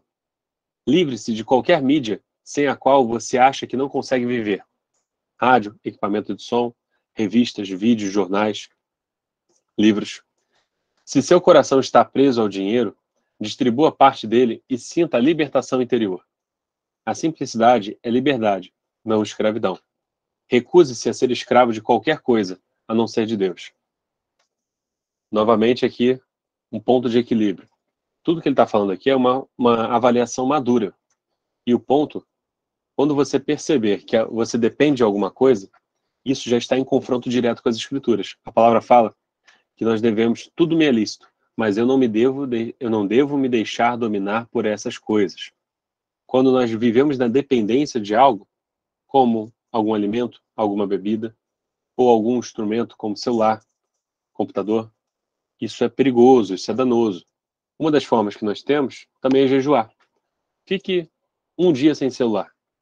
Já vai ser um grande desafio para você, mas isso vai ser libertador. Fique um dia sem o seu videogame. Talvez, se você depende dele, isso já vai ser muito libertador. Então, aquele jejum, aquela disciplina espiritual anterior que a gente tinha comentado, isso também é interessante, você pode utilizar nesse momento. Porém, se aquilo ali está de fato dominando a sua vida, talvez você possa tentar se desfazer. Até o ato de você, como ele colocou aqui, se o seu coração está preso ao dinheiro, o fato de você distribuir parte dele, isso vai te trazer uma sensação de libertação. Essa percepção de libertação. Outra coisa que você pode fazer, por exemplo, é dar de oferta. E você veja, a oferta é um ato que transforma o seu interior. E aí, se você estava preso ao dinheiro, aquilo ali vai te desprender, porque primeiro você está dando aquilo porque você crê, você dá com amor. Segundo, você está se desfazendo daquilo.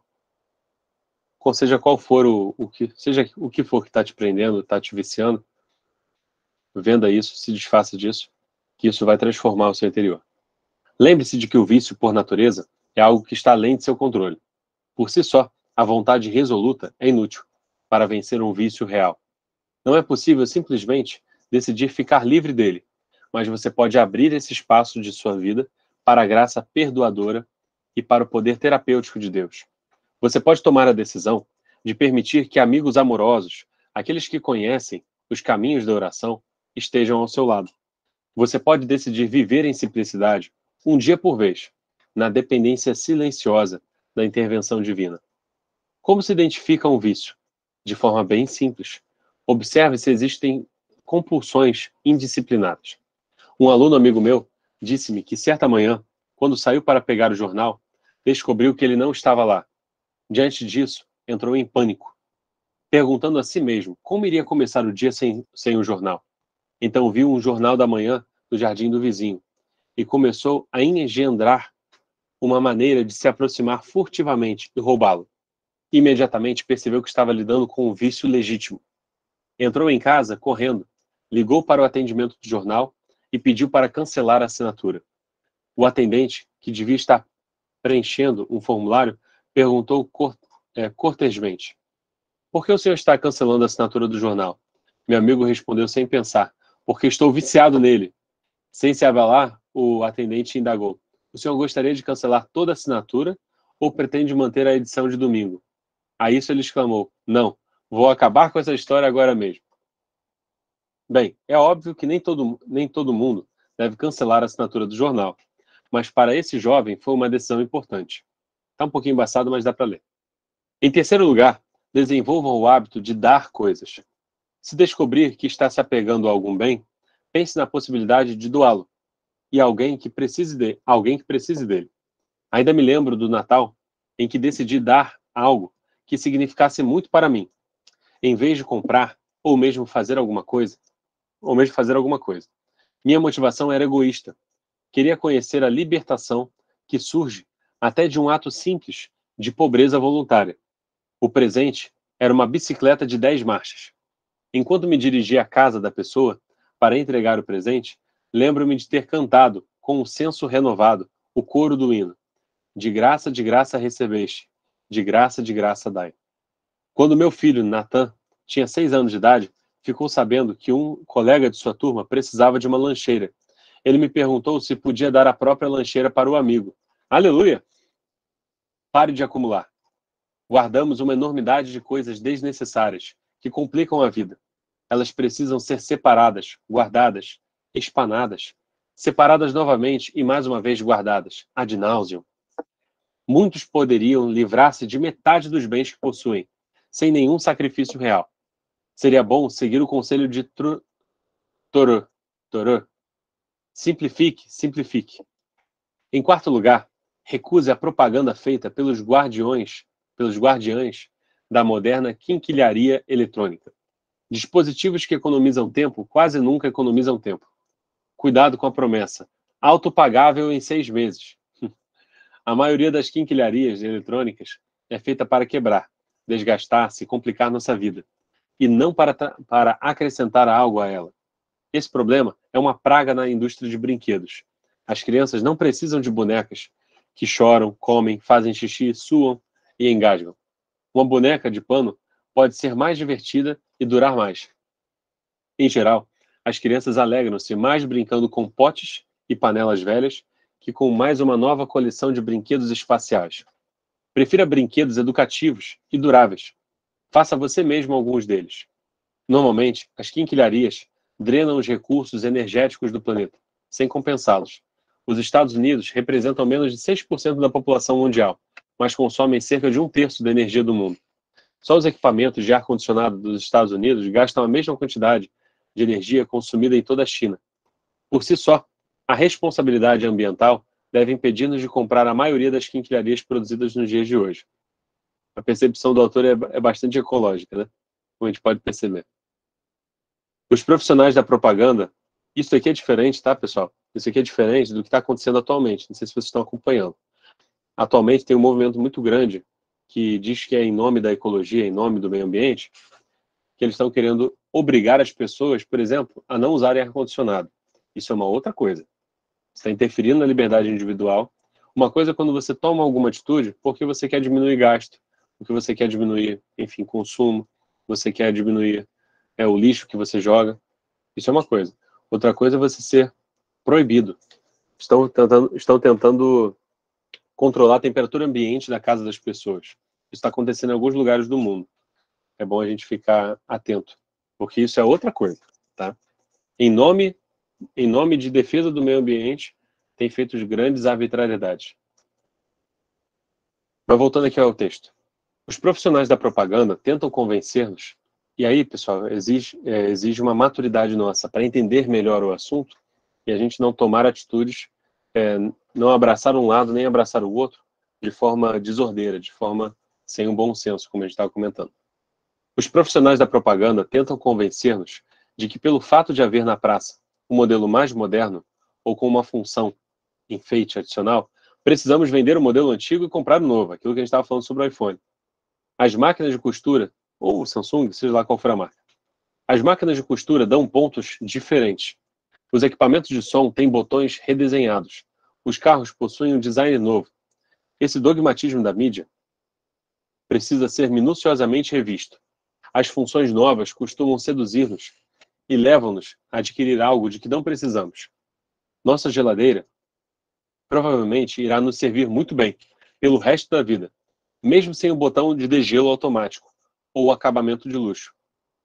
Em quinto lugar, acho que são 7, já está acabando. Em quinto lugar, aprenda a desfrutar as coisas sem possuí-las. Possuir coisas é uma obsessão em nossa cultura. Se possuímos algo, temos a sensação de que podemos controlar esse algo. Se controlamos algo, temos a sensação de que esse algo nos dará mais prazer. Tal ideia é uma ilusão. Muitas coisas na vida podem ser desfrutadas sem as possuirmos ou controlarmos. Reparta as coisas. Desfrute a praia sem a sensação de que você precisa comprar um pedaço dela. Aproveite os parques públicos e as bibliotecas. Em sexto lugar, desenvolva um apreço profundo pela criação. Crie intimidade com a terra. Caminhe sempre que possível. Ouça os pássaros.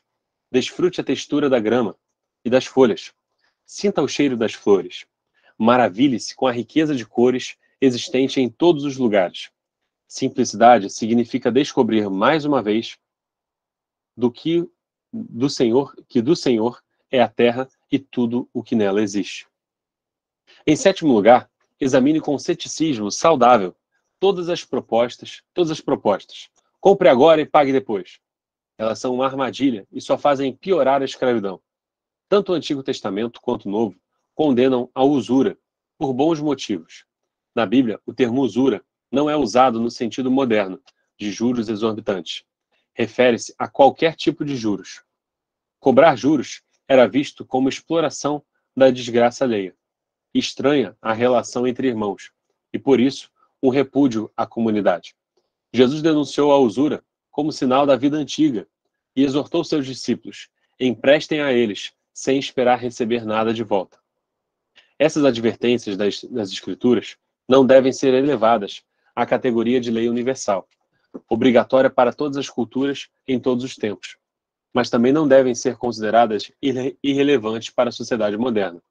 Por trás dessas prescrições bíblicas, acumulam-se séculos de sabedoria e talvez algumas experiências amargas. Por certo, a prudência, assim como a simplicidade, exige que tenhamos cautela extrema antes de contrair uma dívida. Em 8º lugar, obedeça às instruções de Jesus sobre falar direta e honestamente. Seja o seu sim, sim, e o seu não, não. O que passar disso vem do maligno. Se concordar em realizar uma tarefa, complete-a. Evite bajulação e meias verdades. Faça da honestidade e da integridade as características que distinguem sua fala. Rejeite os jargões e especulações abstratas, cujos propósitos são obscurecer e impressionar, em vez de iluminar e informar. Ser direto no falar é difícil, porque muito raramente nos sustentamos no centro divino e muito raramente correspondemos apenas às orientações celestes. O que frequentemente determina o sim ou o não é o medo do que os outros podem pensar, ou centenas de outros motivos, e não a obediência às recomendações divinas. Então, se surgir uma oportunidade mais atraente, rapidamente revertemos a decisão. Se, no entanto, nosso falar tem origem na obediência ao centro divino, não encontraremos motivo para fazer o sim virar um não, nem para fazer o não virar sim. Viveremos em simplicidade no falar, porque as palavras terão apenas uma fonte.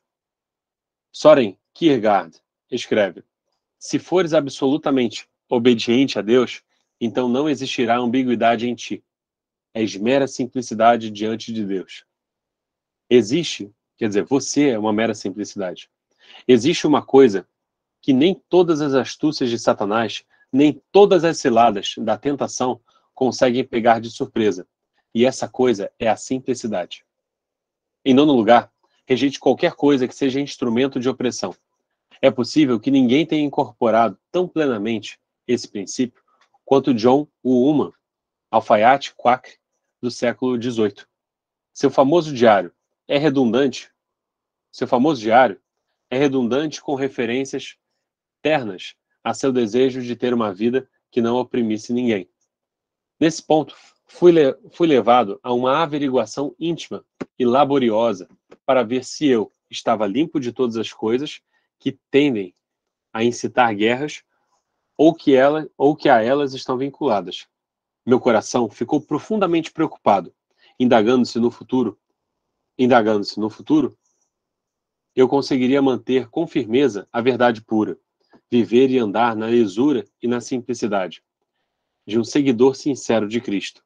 E nesse ponto, o luxo e a cobiça, com as opressões numerosas e outras maldades que a eles se ligam, parecem-me bastante aflitivas.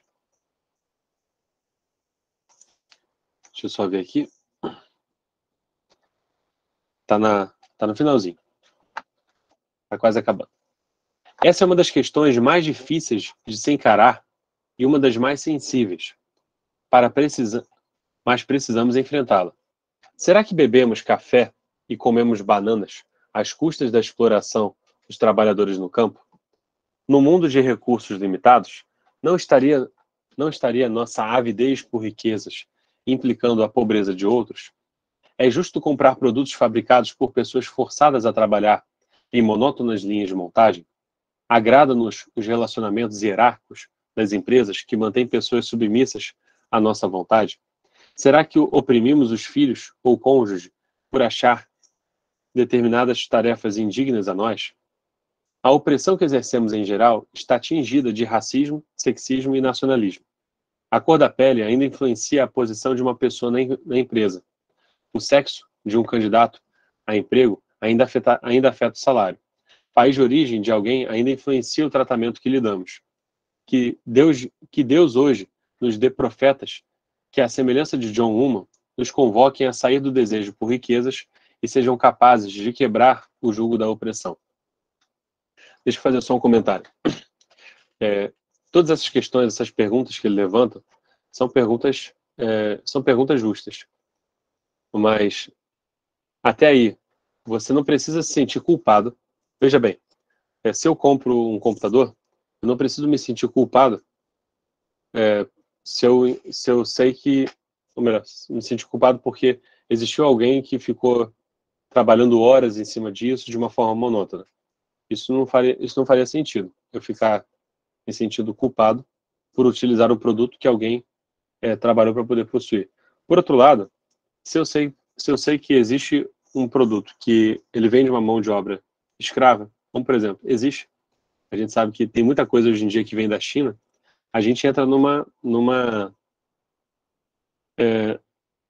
situação um pouco complicada, porque a gente sabe que muitos produtos que nós utilizamos hoje, eles vêm da China. E na China, as pessoas elas têm jornadas de trabalho de 15 horas, às vezes de 18 horas, o que é uma coisa desumana, né? Agora, até aí, eu vou ser culpado por isso? Isso é uma discussão um pouquinho mais complexa do que talvez ele esteja conseguindo trazer aqui. Outra questão que ele também coloca aqui, sobre a gente comer bananas à custa da exploração dos trabalhadores do campo. Na verdade, o trabalhador do campo trabalha para poder produzir banana para vender para a gente. Se a gente deixar de comer banana por isso, a gente está matando o trabalho dele, né? Então, são coisas que a gente tem que olhar aqui com um olhar um pouquinho mais crítico, pelo menos ao meu ver, ler com um olhar um pouquinho mais crítico em relação a esses assuntos. Quando ele coloca dos relacionamentos hierárquicos da empresa, está submissa à nossa vontade, porque nós somos consumidores dos serviços dessa empresa. Talvez fosse um pouco a forma como uma empresa é gerida internamente, isso não tem a ver com a nossa se nós nos agradamos do serviço da empresa ou não. É um pouco difícil de você medir dessa forma, né? Mas o que ele está chamando a atenção é que a gente tenha um olhar para observar essas questões, algumas dessas questões. Outro ponto que ele colocou, ele vem de um contexto americano. E você sabe que nos Estados Unidos ainda tem esse racismo muito pesado. Isso vem da cultura, né?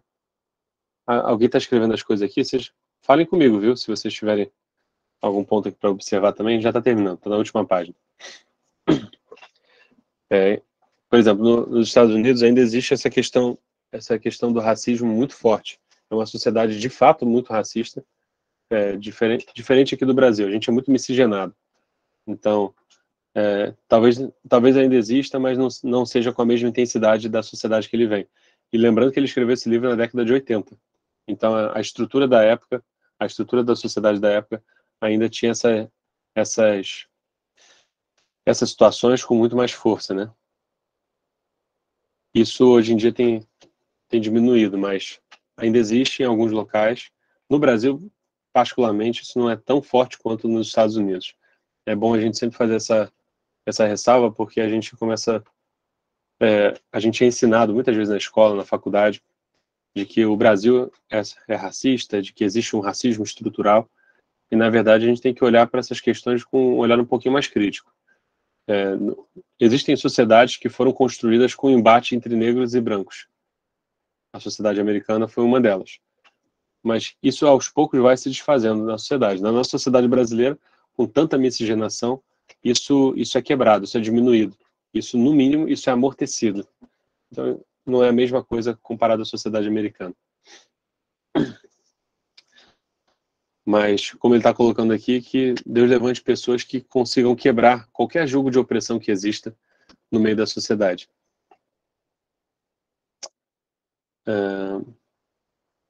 Seguindo aqui. Em 10º lugar, afaste-se de qualquer coisa que o distraia de sua busca pelo reino de Deus.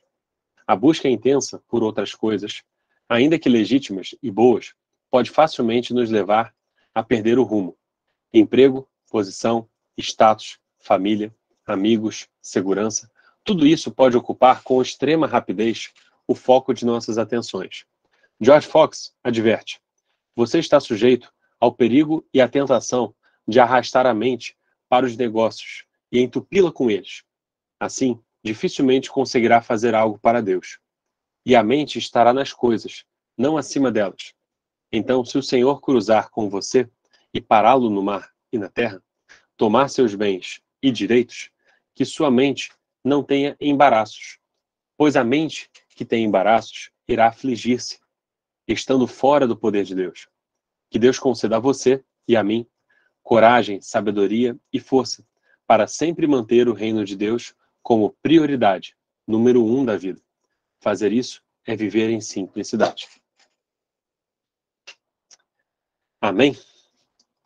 Para os que desejam um estudo mais amplo sobre simplicidade cristã, confira meu livro Freedom of Simplicity, A Liberdade da Simplicidade, Encontrando Harmonia no Mundo Complexo, da editora Vida, publicado em português também.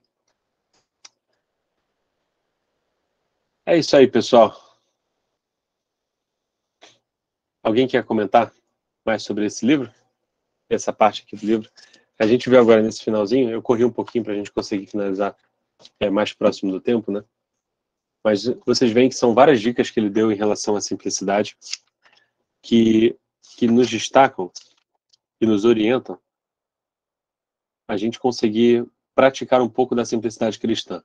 É claro que seria interessante a gente fazer um estudo mais aprofundado, observando a partir dos personagens bíblicos e daqueles princípios que são destacados nas Escrituras. Ao longo desse capítulo, ele trouxe vários desses princípios. Quando ele falou a respeito de Cristo, tem logo no início do capítulo, no início não, ali na metade do capítulo, ele começa a citar vários versículos, um atrás do outro, né? Na página 126, na página 125, cita Salmos, Provérbios, Eclesiastes, Levítico, Lucas, Mateus, ele cita bastante o Novo Testamento, e com isso ele vai amarrando com a gente essas ideias. No final, ele consegue sintetizar algumas orientações que são interessantes para que a gente não perca esse princípio da simplicidade cristã. E acho que isso enriquece muito a nossa vida. Alguém mais quer fazer algum comentário? O que vocês acharam aí do capítulo? Inclusive da dinâmica, né? Tô vendo aqui vários comentários aqui no chat que eu não consegui ouvir antes. A simplicidade traz equilíbrio. Como a palavra diz, vaidade, tudo é vaidade, então temos que ter cuidado. Essa parte é muito forte e interessante. Nesse ponto entra exatamente o que falamos sobre o espírito da lei. Esse tema, em modo geral, fala do domínio próprio, ter controle sobre si mesmo. Verdade. É isso, pessoal. Alguém mais quer comentar? Então vamos agradecer a Deus aí por esses ensinamentos. Tem bastante coisa. O livro, ele até começou a entrar em alguns pontos sobre racismo, sexismo. Vamos deixar essa discussão para outro ambiente. Fiz algumas ressalvas aqui, mas acho que é interessante o espírito daquilo que o capítulo traz. A importância de nós termos a simplicidade à luz da Bíblia, de nós não colocarmos outras coisas, de nós não colocarmos outras coisas na posição que Deus deveria ter na nossa vida, não idolatrarmos o dinheiro, não idolatrarmos o status, não ficarmos apegados. A palavra que a gente aprendeu hoje foi, que vocês trouxeram aqui, como é que é o nome da palavra, meu Deus do céu? Opulência. Essa grande quantidade de bens, de riqueza, é uma característica da nossa sociedade. Isso vai ser muito importante para nós vivermos plenamente a vida cristã. Quando nós tiramos Mamon da nossa frente, que é o Deus da riqueza, tiramos Mamon do nosso coração, nós conseguimos abrir espaço para Deus. E como ele colocou, o que é simplicidade? É vender tudo que tem e dar aos pobres? Não. O que é simplicidade? Eu gostei muito daquele trecho que a gente leu. O que é simplicidade?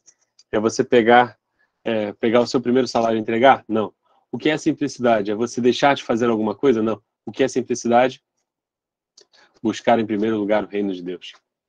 Isso é simplicidade. Se nós passarmos a praticar isso na nossa vida, as outras coisas vão se ajustando. Lembrando que isso não será um legalismo. Não serão regras mortais, às vezes, mas regras que a gente vai se impondo ou outras pessoas vão nos impondo. A gente começa a buscar a Deus e, de fato, a palavra vai falando no nosso coração. A gente se amolda à palavra. E o espírito transformado, o interior transformado, transforma também o nosso exterior e as nossas atitudes. E com isso nós chegaremos mais próximos daquilo que Deus quer. Amém? Vamos orar? Agradecer a Deus aí por mais essa reunião abençoada e esse entendimento abençoado que nós tivemos aqui hoje. Vamos orar então. Querido Deus e querido Pai, nós te agradecemos Senhor, muito profundo esse princípio da simplicidade, essa disciplina espiritual, essa disciplina externa. Aprendemos hoje, Senhor, que a disciplina externa da simplicidade, ela vem de um interior transformado, de um interior amoldado à Tua palavra, amoldado aos princípios de Cristo. E hoje aqui, Senhor, nós recebemos, através desse estudo, diversos guias, diversos conselhos de como viver na simplicidade cristã, na simplicidade que o Senhor nos propõe. Senhor, nós te agradecemos que cada um desses princípios fique guardado no nosso coração e que nenhum deles se aparte. Como a palavra fala, que a Tua palavra não se aparte da nossa boca, que nós aguardemos no nosso coração e que ali, bem guardada, nós passemos a viver dela, porque o Senhor tem as palavras de vida eterna. Nós não podemos nos afastar de Ti. Senhor, que assim como nós conversamos e lembramos lá daquele texto de Mateus 6, que fala das aves do céu, fala dos lírios do campo, que o Senhor nos traz ali um princípio de equilíbrio muito importante, que é buscar em primeiro lugar o reino de Deus e a sua justiça, e as demais coisas nos serão acrescentadas.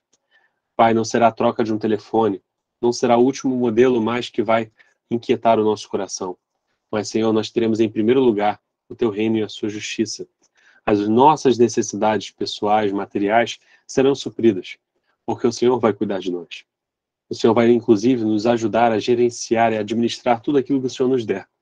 Porque, Pai, para Ti, a Ti seja toda a honra e toda a glória. Para Ti nós vivemos. E, Senhor, nós Te agradecemos que possamos viver melhor essa simplicidade, que passemos a praticá-la como uma disciplina espiritual externa, passemos a praticá-la conforme a Tua palavra nos orienta. Senhor, muito obrigado por tudo. Obrigado por esses ensinamentos de hoje e aquilo que o Senhor já transformou e tem transformado nos nossos corações. Amém. Pessoal, um abraço para você. Fique com Deus.